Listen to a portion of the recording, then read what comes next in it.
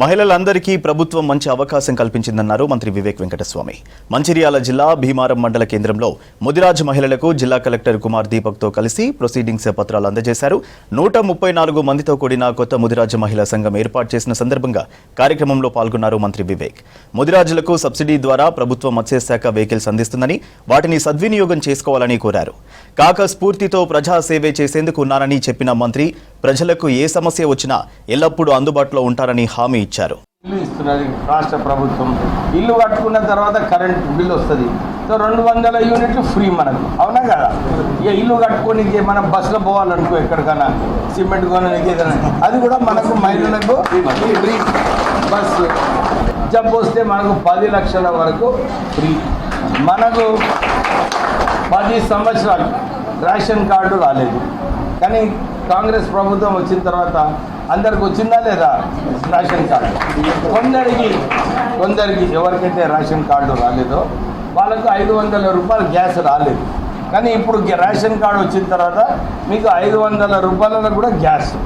అయితే మీకు ఇల్లు నడిపేయడానికి మీకు ఏదైతే వసతులు రావాలి అన్నీ కూడా, అరే ఉండండమ్మా, మీకు అన్ని వసతులు రాష్ట్ర ప్రభుత్వము మీకు సులభంగా ఇస్తుంది. సో మీరు కూడా ఈ గ్యారంటీ కార్డు ద్వారా ఏదైతే రాష్ట్ర ప్రభుత్వం ఇస్తుందో, ఖాళీ గ్యాస్ ఇస్తలేదమ్మా, సన్న బియ్యం కూడా ఇస్తున్నది, అవునా కదా? సెప్టెంబర్ వరకు అంటే మనకు సన్న బియ్యం ఇస్తున్నారు రాష్ట్ర ప్రభుత్వం. అంటే ఫ్రీగా లేదు కదా, రాష్ట్ర ప్రభుత్వము 12,000 కోట్ల రూపాయలు ఖర్చు పెట్టి మన అందరికీ కూడా సన్న బియ్యం ఇస్తుంది. ఇక టీఆర్ఎస్ ప్రభుత్వం మీ అందరు తెలుసు, వాళ్ళు అన్న చెల్లె బావ ముగ్గురు కొట్లాడుకుంటారు. ఎంత ఆస్తి నాకు వస్తుంది, ఎంత ఆస్తి నీకు వస్తుంది, వాళ్ళ గొడవ వాళ్ళకు ఉన్నది. ఎందుకు? మన తెలంగాణ ప్రజల ఆస్తిని దోచుకొని ఈ ఖజానాని ఖాళీ చేసింది, అవునా కదా?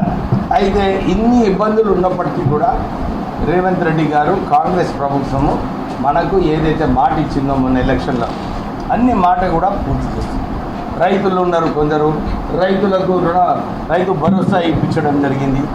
ఇవన్నీ కూడా మనకు ప్రజలకు మేలు చేయాలని చెప్పి రాష్ట్ర ప్రభుత్వం పనిచేస్తుంది. మీరందరూ కూడా ఇది దృష్టిలో పెట్టుకొని, నేను మళ్ళీ ఒకసారి మన మహిళా సోదరులకు అందరికీ కూడా వారికి విశ్వాసం పెట్టుకున్నాను. ఇక్కడ వాళ్ళందరూ కూడా ఇంకొక బిల్డింగ్ కావాలి మీకు, డెఫినెట్లీ ఇంకొక బిల్డింగ్ పైన అకౌంట్ ఇదే. నేను వచ్చినప్పుడు మంచి మెజారిటీతో మీరందరూ కూడా గెలిపించింది. ఎందుకు? మీకు భరోసా ఉండే, నేను ఎమ్మెల్యే అయిన తర్వాత మీకు ఏదైనా మంచి పని చేస్తాను, మీ అందరికీ భరోసా ఉండేనా లేదా? నేను అందరు వేసింది కదా నాకు ఓటు.